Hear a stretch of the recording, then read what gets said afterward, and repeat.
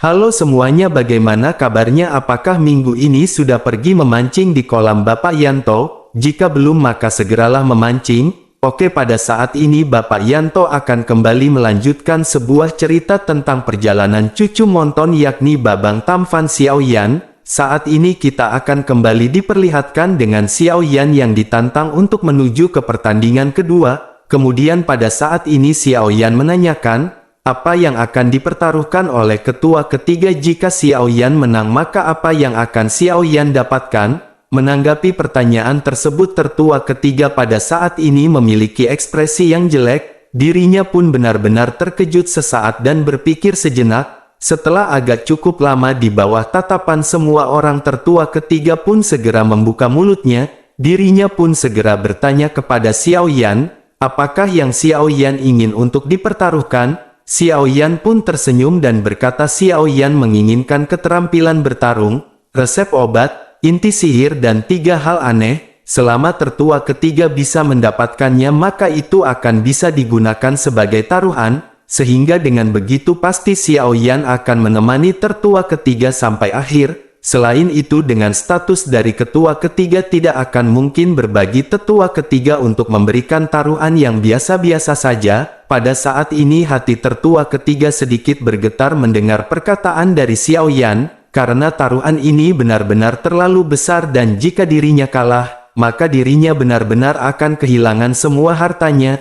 Namun dirinya juga menyadari jika taruhannya terlalu kecil maka Xiaoyan tidak akan menyanggupi untuk pertandingan ini. Akhirnya tertua ketiga pun merenung sejenak dan segera mulai berbicara. Dirinya berkata bahwa keterampilan bertarung dan yang lainnya benar-benar terlalu langka. Bagaimana jika mereka bertaruh pada inti sihir? Bagaimana jika dirinya memberikan kepada Xiaoyan inti sihir bintang 5 dan bintang 6? Menanggapi hal itu Xiaoyan tersenyum, namun pada saat ini Xiaoyan tidak menjawab. Akhirnya Xiaoyan pun menghela nafas dan berkata bahwa inti sihir ini berguna bagi Xiaoyan untuk memperbaiki obat. Namun dengan kekayaan Xiaoyan sekarang tidak terlalu sulit untuk mendapatkannya. Sepertinya inti sihir yang ditawarkan oleh ketua ketiga ini tidak akan terlalu berguna. Menanggapi hal tersebut tertua ketiga pada saat ini pun terdiam. Semua orang menatap ke arah tertua ketiga, begitupun dengan para tetua lainnya. Mereka menyadari bahwa tetua ketiga adalah orang yang kaya, lalu tatapan mereka pada saat ini pun seperti meremehkan kepada ketua ketiga. Di bawah tatapan ini tetua ketiga pun segera berpikir, dirinya pun segera berkata jika menurut Xiaoyan taruhannya ringan, maka Xiaoyan sebaiknya menambahkan jumlahnya. Dan bagaimana dengan hal itu? Mendengar perkataan tersebut Xiaoyan masih tetap terdiam seperti biasanya. Sementara itu di sisi lain kepala klan Yao pada saat ini pun segera membuka mulutnya.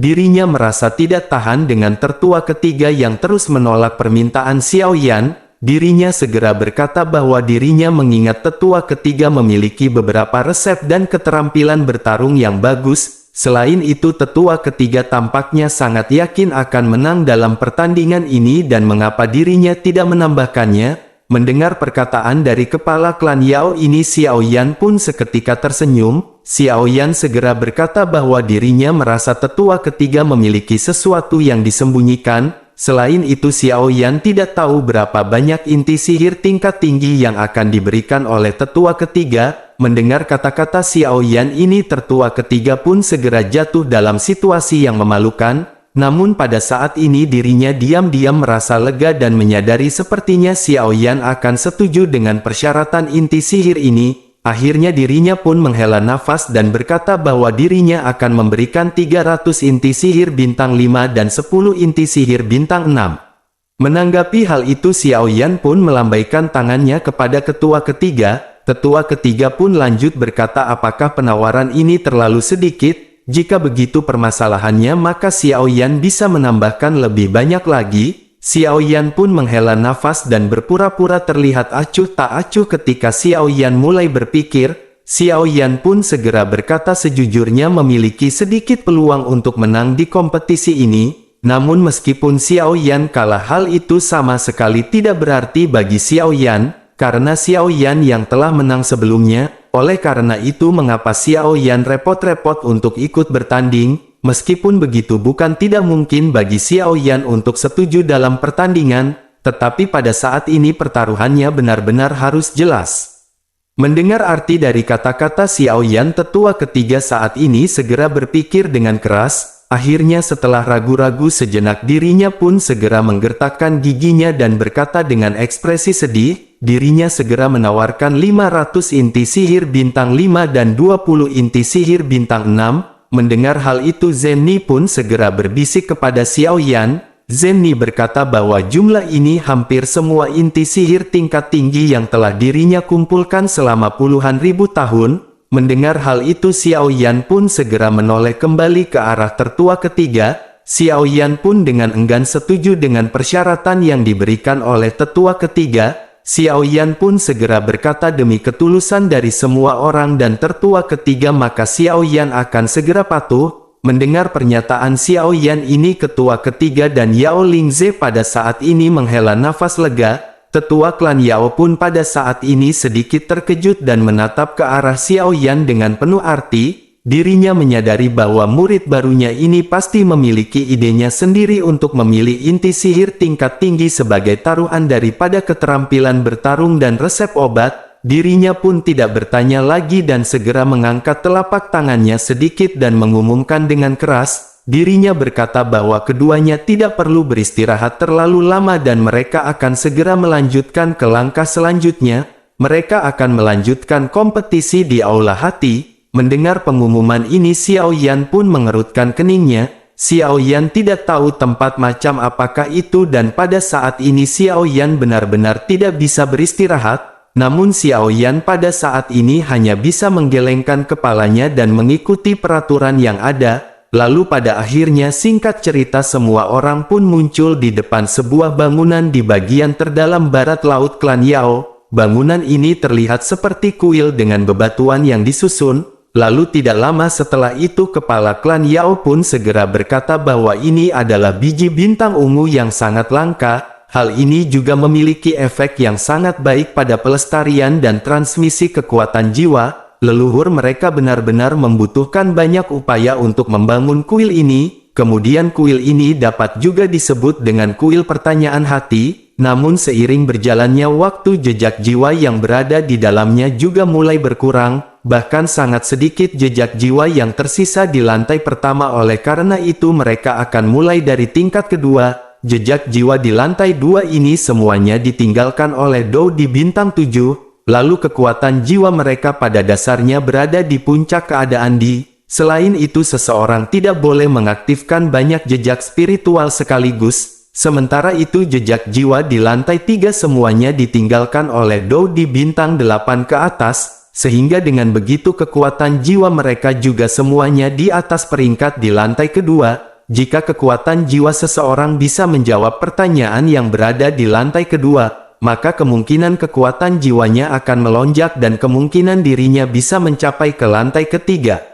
Mengingat hal tersebut maka pada saat ini kompetisi ini akan diadakan di lantai kedua, lalu orang yang dapat bertahan lebih lama maka dirinya akan menjadi pemenangnya. Setelah merasa cukup di lantai kedua dan memiliki kemampuan untuk melaju ke lantai ketiga, maka mereka diperbolehkan untuk segera lanjut naik ke lantai ketiga. Setelah menjelaskan hal ini kepala klan Yao pun segera menoleh ke arah Xiao Yan dan Yao Lingze. Xiao Yan pun segera menangkupkan tangannya sedikit ke arah kepala klan Yao untuk berterima kasih. Setelah itu Xiao Yan tersenyum sedikit kepada Zenni, Nan Erming dan Zi Ying sebelum akhirnya segera melayang menuju ke aula pertanyaan hati. Lalu pada saat yang bersamaan Yao Lingze sudah memasuki aula pertanyaan hati selangkah lebih maju dari Xiao Yan. Sementara itu Xiao Yan sedikit tersenyum dan tekad tiba-tiba muncul di pupil matanya. Xiao Yan pun bergumam bahwa energi di sini sangat tidak stabil. Oleh karena itu apa gunanya mengambil langkah lebih cepat? Xiao Yan pun menghela nafas dan sosoknya segera masuk ke dalam kuil pertanyaan hati. Setelah masuk Xiao Yan menemukan bahwa tempat ini benar-benar sangatlah gelap. Xiao Yan pun mencari keberadaan dari Yao Lingze yang pada saat ini tidak diketahui. Xiao Yan pun berusaha untuk memahami situasi di sekitarnya. Lalu tempat ini benar-benar sangat sunyi dan Xiao Yan segera bergumam bahwa dirinya benar-benar ragu. apakah ini tanah suci dari klan Yao ataukah tempat pengasingan? Xiao Yan pun terus bergerak ringan tetapi Xiao Yan pada saat ini tidak menemukan apapun. Xiao Yan hanya berjalan selangkah demi selangkah tanpa arah untuk waktu yang tidak diketahui. Namun akhirnya Xiao Yan merasa tidak tahan dan Xiao Yan berpikir sepertinya Xiao Yan harus segera melesatkan kekuatan spiritualnya, sehingga kekuatan jiwa pun segera meninggalkan tubuh Xiao Yan dan melonjak seperti awan yang menyebar ke segala arah. Namun pada saat yang bersamaan Xiao Yan mengingat perkataan dari kepala klan Yao. Kepala klan Yao mengatakan bahwa beberapa jejak spiritual tidak boleh diaktifkan pada suatu waktu. Xiao Yan pun segera menarik kekuatan spiritualnya, namun hal ini benar-benar terlambat karena Xiao Yan pada saat ini segera melihat 5 kekuatan spiritual yang menghampiri Xiao Yan. Xiao Yan pun bergumam bahwa mungkin ini maksud dan tujuan dari kepala klan Yao memerintahkan untuk tidak boleh mengaktifkan spiritual pada satu waktu. Sementara itu di sisi lain 5 kekuatan spiritual ini pun seketika mengelilingi Xiao Yan. Lalu Xiao Yan tidak memiliki waktu untuk mencegahnya dan 5 fluktuasi jiwa ini bergegas ke lautan kesadaran Xiao Yan. Kemudian 5 kekuatan spiritual ini bertabrakan satu sama lain di lautan kesadaran jiwa Xiao Yan dan 5 pertanyaan terkandung di dalamnya. Kekuatan jiwa dari setiap jejak jiwa ini sudah cukup membuat Xiao Yan merasakan sakit kepala. Pada saat ini Xiao Yan merasakan kesakitan yang luar biasa karena benturan 5 kekuatan spiritual. Meskipun Xiao Yan mati-matian mengerahkan kekuatan jiwanya untuk melawan, namun pada saat ini Xiao Yan benar-benar tidak mendapatkan hasil dan masih terus merasakan kesakitan. Bersamaan dengan Xiao Yan yang pada saat ini kelimpungan sebuah desahan lembut segera datang dari dalam tubuh Xiao Yan. Ledakan yang sangat lembut tetapi mengandung kekuatan jiwa yang tidak tertahankan segera menyapu. Fluktuasi 5 jiwa dalam kesadaran spiritual Xiao Yan langsung musnah tanpa jejak. Lalu suara Zhan Lao pun segera terdengar di telinga Xiao Yan ketika dirinya berkata bahwa Xiao Yan benar-benar berani memprovokasi kekuatan jiwa di puncak keadaan terlebih lagi pada saat ini ada 5 jejak kekuatan spiritual. Zhan Lao tidak tahu pada saat ini haruskah dirinya memuji Xiao Yan karena berani, ataukah dirinya harus menyebut Xiao Yan idiot. Mendengar perkataan dari Zhan Lao ini Xiao Yan pada saat ini berusaha untuk menopang tubuhnya dan duduk. Setelah itu Xiao Yan dengan cepat memasukkan segenggam obat ke dalam mulutnya. Xiao Yan pun menghela nafas sebelum akhirnya segera membuka mulutnya kepada Zhan Lao. Xiao Yan meminta Zhan Lao untuk berhenti mengolok-olok Xiao Yan, karena Xiao Yan benar-benar tidak mengira bahwa ada kegelapan tanpa atas dan bahkan dapat menyerap cahaya jejak jiwa. Sementara itu Zhan Lao pada saat ini menatap sekelilingnya dengan tatapan sedikit curiga.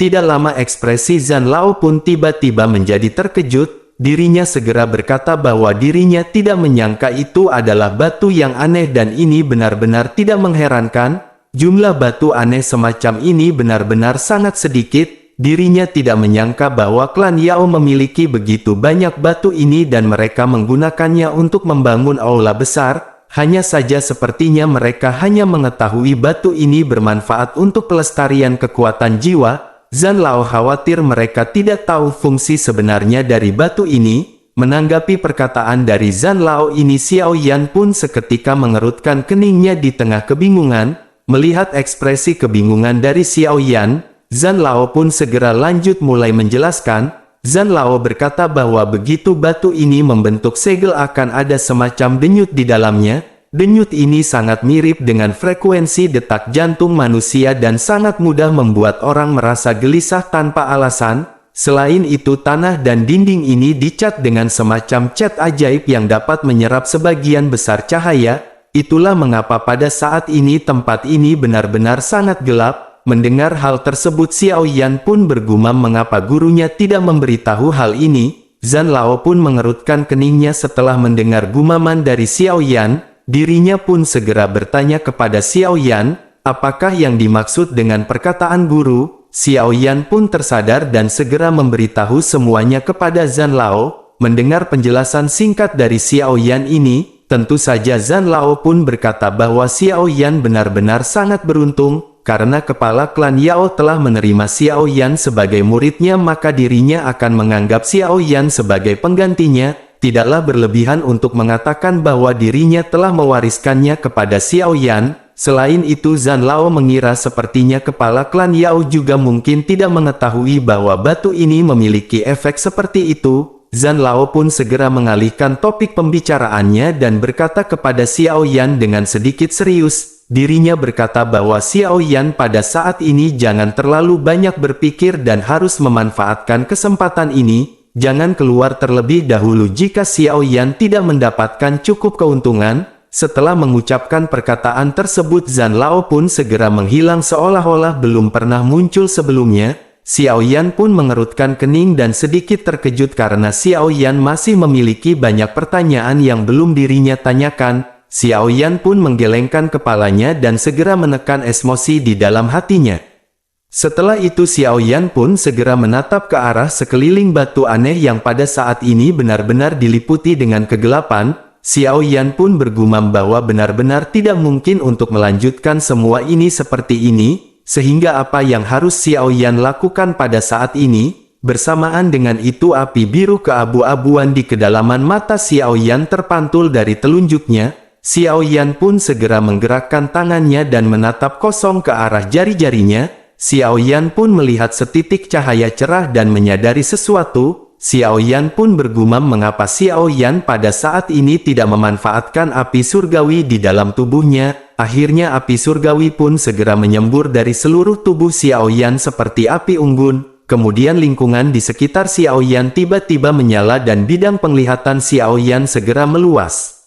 Xiao Yan pun segera menggaruk kepalanya dan berkata mengapa Xiao Yan tidak terpikirkan hal ini sejak awal. Tampaknya Xiao Yan benar-benar telah kacau selama periode waktu ini. Akhirnya Xiao Yan pun melihat sekeliling di mana aula ini benar-benar sangat besar. Bersamaan dengan itu Xiao Yan melihat setitik cahaya di kejauhan dan bergumam, mungkinkah itu adalah jejak jiwa? Xiao Yan pun berjalan perlahan mendekati jejak jiwa yang berada di hadapannya. Setelah sampai dan mendekat Xiao Yan pada saat ini tidak berani bertindak gegabah, namun Xiao Yan menyadari bahwa Xiao Yan tidak akan tahu apa yang terjadi jika Xiao Yan tidak mencoba. Akhirnya Xiao Yan menekan keraguan-raguan di dalam hatinya dan kekuatan spiritual segera melonjak dari dalam laut kesadarannya.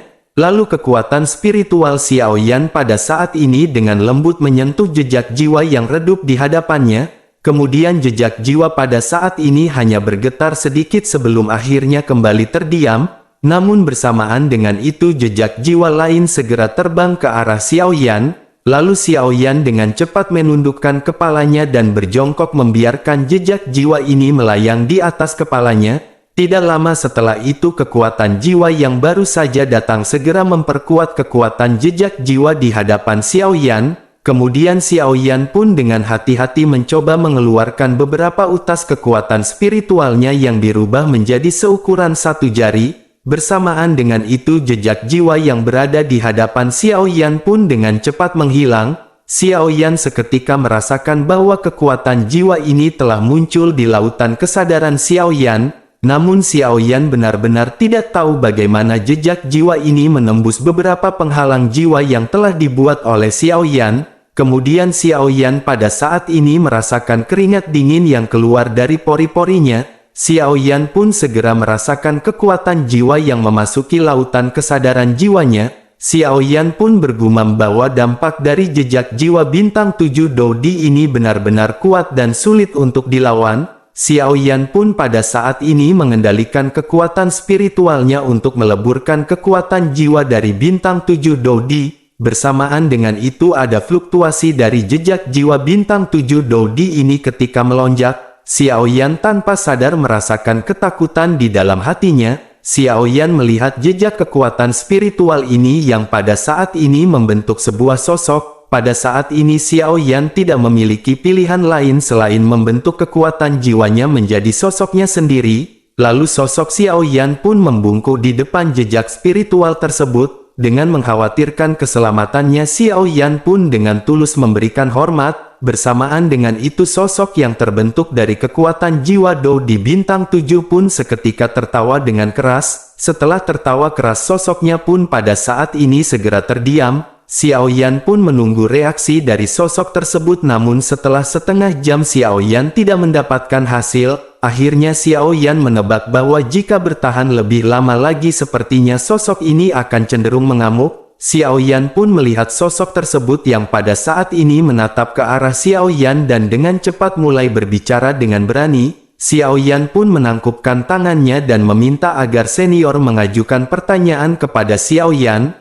Sosok tersebut pun tiba-tiba tertawa terbahak-bahak dan memulai membuka mulutnya. Dirinya pun berkata bahwa aula pertanyaan hati ini bagi orang lain adalah kuil untuk memecahkan teka-teki. Tetapi bagi dirinya aula ini hanya untuk menghilangkan penyesalan. Dirinya benar-benar merasa menyesal karena di sepanjang hidupnya dirinya tidak memiliki murid. Oleh karena itu dirinya pun segera masuk ke dalam aula ini dan meninggalkan jejak jiwanya. Dengan meneruskan lebih banyak kekuatan jiwa ini maka dirinya tidak akan terlalu menyesal.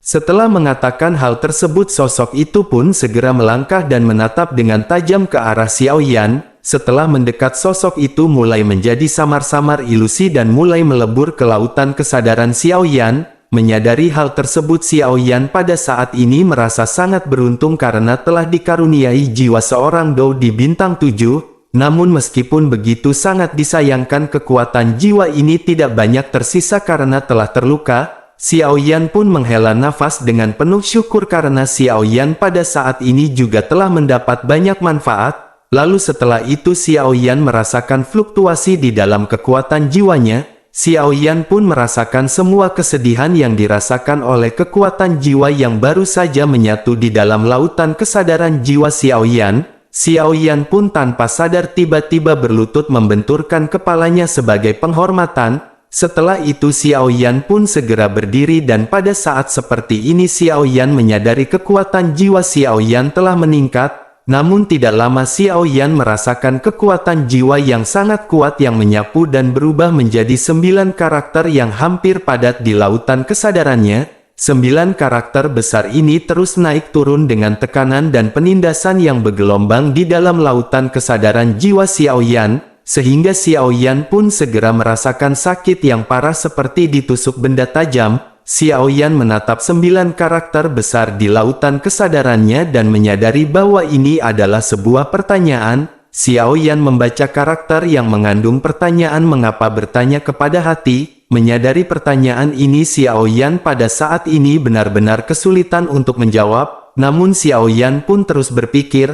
Lalu di tengah-tengah kebingungan ini Xiao Yan pun segera membuka mulutnya untuk menjawab pertanyaan tersebut secara perlahan. Xiao Yan berkata bahwa seorang yang bertanya pada hatinya adalah bertanya pada jiwanya sendiri. Apa yang dirinya pikirkan akan dapat memecahkan segala kebingungan. Sementara untuk menjawab pertanyaan mengapa harus bertanya pada hatinya adalah agar menghilangkan keraguan di dalam hati. Faktanya bertanya kepada hati hanya untuk mendapatkan ketenangan di dalam pikiran.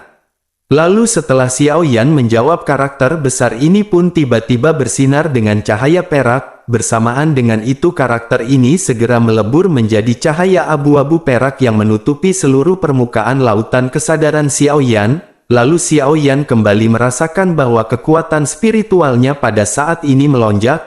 Tidak lama setelah itu Xiao Yan menghadap ke arah karakter yang tersisa dan menyadari bahwa Xiao Yan harus menjawab semua pertanyaan ini. Akhirnya Xiao Yan pun menghabiskan waktu 1 bulan untuk menjawab pertanyaan ini. Setelah menyerap sisa kekuatan spiritual dari beberapa jejak jiwa, saat ini Xiao Yan menemukan bahwa kekuatan jiwanya di puncak keadaan di pada saat ini benar-benar telah meningkat. Jika kekuatan spiritual Xiao Yan sebelumnya seperti sungai besar maka pada saat ini Xiao Yan memiliki kekuatan yang seperti lautan luas. Xiao Yan benar-benar terkejut karena kecepatan peningkatan kekuatan jiwa ini benar-benar mengejutkan. Lalu setelah beristirahat dengan memakan sayur jengkol dari Bude Yanti, akhirnya saat ini tubuh yang telah lelah ini pun segera mendapatkan kembali vitalitasnya. Xiao Yan menyadari bahwa pada saat ini Xiao Yan telah mencapai puncak keadaan dan dalam tahap yang penuh. Oleh karena itu Xiao Yan berpikir sepertinya tidak ada gunanya untuk menyerap kekuatan jiwa yang berada di sini. Xiao Yan berpikir haruskah dirinya pada saat ini melangkah ke tahap ketiga. Setelah merenung sejenak Xiao Yan yang terbiasa dengan bahaya dan peluang pun memutuskan untuk melaju ke lantai ketiga. Sementara itu di sisi lain pada saat yang bersamaan di pintu ruang lain di lantai 2 ada seseorang yang tergeletak di tanah. Sosok ini adalah Yao Lingze dengan rambut yang acak-acakan dan wajah yang berlumuran darah. Pakaian abu-abunya saat ini telah bolong dan berlumuran darah merah tua. Diketahui jika Yao Lingze yang biasanya bertahan lebih dari 2 bulan pada saat ini telah bertahan selama 3 bulan. Meskipun keadaannya pada saat ini benar-benar mengenaskan, namun Yao Lingze dipenuhi dengan kegembiraan. Dirinya merasa kemampuannya yang pada saat ini telah meningkat dan dirinya yakin bahwa Xiao Yan tidak akan bisa melampaui kemampuannya. Akhirnya dirinya pun segera bangkit dan berniat untuk segera keluar. Yao Lingze pada saat ini bukan tidak mau menyerap sisa jejak energi lainnya, akan tetapi dirinya memang tidak memiliki kemampuan. Akhirnya Yao Lingze pada saat ini segera memutuskan untuk keluar. Bersamaan dengan Yao Lingze yang keluar pada saat ini Xiao Yan baru saja memasuki pintu lantai ketiga. Sementara itu di luar aula pada saat ini keheningan benar-benar melonjak, namun kesunyian yang mematikan pada saat ini seketika berubah menjadi keterkejutan, karena ada sosok Yao Lingze yang dengan gembira segera keluar dan menatap ke arah kerumunan. Namun pada saat ini sorakan yang diharapkan oleh Yao Lingze benar-benar tidak keluar. Lalu yang dapat dilihat oleh Yao Lingze pada saat ini hanyalah keterkejutan. Dirinya pun segera menatap ke arah tetua ketiga yang memiliki ekspresi dipenuhi dengan kesedihan. Seketika dirinya pun menyadari dan hatinya tiba-tiba dak-dik-duk derjedor. Tentu saja pikiran Yao Lingze seketika berdengung dan tiba-tiba menjadi kosong dan dadanya terasa seperti dipukul dengan palu Thor yang berat. Lalu Yao Lingze segera mengikuti pandangan semua orang dan berbalik dengan tiba-tiba. Kemudian pandangannya seketika itu ke lantai 3 dari aula pertanyaan hati. Dirinya melihat pada titik cahaya yang redup yang menyala dengan simbol di sebelah kiri. Tubuhnya pada saat ini seketika menjadi kaku dengan hati yang bertanya-tanya. Bagaimana mungkin Xiao Yan pada saat ini bisa mencapai ke tahap 3? Dirinya benar-benar terkejut dibarengi dengan kesedihan yang mendalam. Dirinya menatap kosong ke depan dan matanya benar-benar dipenuhi dengan kebingungan. Dirinya tidak mengerti mengapa dirinya akan kalah oleh Xiao Yan yang baru saja datang ke benua Dodi. Mengapa Xiao Yan pada saat ini bisa melampaui kemampuannya padahal dirinya sering berlatih di aula ini. Tubuh Yao Lingze pada saat ini bergetar hebat dan seteguk darah segera keluar dengan liar. Mata Yao Lingze pada saat ini segera menjadi gelap sebelum akhirnya Yao Lingze terjatuh pingsan. Barulah pada saat ini semua orang segera terbangun dari keterkejutan mereka. Mata mereka segera menatap ke arah Yao Lingze dalam diam dan mata mereka yang dipenuhi dengan rasa kasihan karena dia buka MC dari Donghua ini sehingga kalah. Sementara itu tetua ketiga segera melangkah maju untuk mendukung Yao Lingze yang terjatuh. Dirinya dengan cepat mengeluarkan ramuan dan menuangkannya ke dalam mulut Yao Lingze. Tidak lama setelah itu Yao Lingze pun segera mendapatkan kembali vitalitasnya dan segera berdiri tegak. Dirinya segera menuju ke lantai 3 aula. Dirinya berteriak dengan ekspresi gila dengan dipenuhi kemarahan. Dirinya berteriak bahwa dirinya tidak tahu cara apa yang digunakan oleh Xiao Yan untuk sampai ke sini. Tetapi jika Xiao Yan masuk ke lantai 3 maka Xiao Yan akan mati. Dengan begitu jika Xiao Yan mati maka Yao Lingze akan menang. Setelah berteriak dengan seluruh kekuatannya dirinya pun segera memiringkan kepalanya dan dengan alasan yang tidak diketahui, akhirnya dirinya pun kembali pingsan. Sementara itu semua orang yang mendengar perkataan dari Yao Lingze ini seketika tertegun. Semua orang menyadari bahwa perkataan dari Yao Lingze ini benar-benar tidak menghormati klan Yao. Meskipun pandangan mereka yang awalnya dipenuhi dengan belas kasih pada saat ini berubah menjadi penghinaan. Sementara itu para tetua lainnya pada saat ini menghela nafas dan menatap ke arah lantai 3 aula. mereka bergumam bahwa Xiao Yan ini benar-benar memiliki kemampuan yang bagus, dirinya bisa bertahan selama 3 bulan ketika dirinya pertama kali memasuki aula. Selain itu hal ini belum pernah terjadi sebelumnya dalam keluarga klan Yao. Namun sayangnya Xiao Yan masih terlalu muda dan dirinya berharap Xiao Yan bisa bertahan dalam periode waktu ini.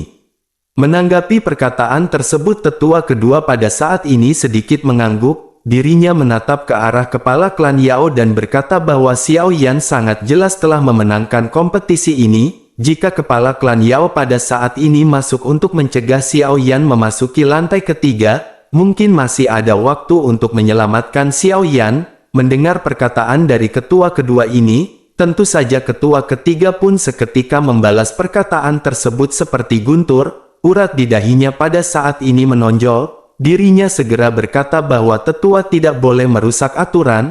Mereka yang memasuki aula harus mengandalkan kekuatan mereka sendiri. Dengan begitu maka tidak boleh ada kekuatan eksternal yang ikut campur tangan. Pada saat ini semua orang benar-benar menyadari bahwa tetua ketiga ini benar-benar menginginkan Xiao Yan untuk mati. Di sisi lain tetua kedua pun pada saat ini segera membuka mulutnya untuk berbicara. Dirinya segera berkata bahwa Xiao Yan adalah murid dari kepala klan Yao dan bagaimana bisa disebut dengan orang luar. Selain itu tetua ketiga juga telah melihat bahwa kemampuan Xiao Yan ini benar-benar bagus. Semua orang juga menyadari semakin Xiao Yan memiliki potensi yang tidak terbatas maka akan semakin bermanfaat bagi klan Yao mereka. Terlebih lagi kompetisi ini hanyalah kontes antara generasi muda, dan sekarang hasil dari kontes ini sudah ada di benak semua orang. Sebagai ketua ketiga yang terhormat dari klan Yao, mengapa dirinya harus bertarung melawan junior? Menanggapi hal itu kepala klan Yao juga pada saat ini terlihat marah. Dirinya pun segera bertanya dengan keras kepada tetua ketiga, mungkinkah tetua ketiga akan senang melihat cucunya mati di lantai ketiga? Wajah dari tetua ketiga pada saat ini tiba-tiba berubah. Tetua ketiga mungkin berani menentang tetua kedua, tetapi dirinya benar-benar tidak memiliki kemampuan untuk menahan amarah kepala klan Yao. Namun meskipun begitu dirinya pun segera berkata bahwa memang persaingan ini adalah masalah di antara mereka berdua. Namun karena Xiao Yan bersikeras sendiri maka dirinya percaya bahwa peraturan tidak boleh dirusak. Mata kepala klan Yao pada saat ini benar-benar menjadi semakin marah. Dan tepat ketika kepala klan Yao tidak bisa menahan diri hendak bergegas ke aula, saat ini Zenny pun segera berteriak setelah melihat Xiao Yan yang baru saja memasuki lantai ketiga. Baik kepala klan Yao dan semua orang pada saat ini segera menatap ke arah lantai 3 aula. Zenny pun segera bertanya apakah ada perbedaan lain selain fakta bahwa lantai 3 jauh lebih kuat. Selain itu tingkat kultivasi apa yang dibutuhkan untuk memasuki lantai ketiga? Kepala klan Yao pun menjawab tanpa berpikir bahwa persyaratan minimumnya adalah memiliki kekuatan jiwa keadaan di tingkat penuh. Zenny, Nan Erming dan Ziying pada saat ini seketika terkejut mendengar hal tersebut. Mereka menyadari bahwa kekuatan spiritual Xiao Yan berada di keadaan puncak keadaan namun mereka menyadari bahwa kekuatan spiritual Xiao Yan belum mencapai tahap penuh. Oleh karena itu mereka semua benar-benar sangat khawatir mengenai Xiao Yan. Sementara itu Xiao Yan pada saat ini benar-benar telah memasuki lantai ketiga untuk mencari lahan supaya Bude Yanti juga bisa membuka warungnya di sana.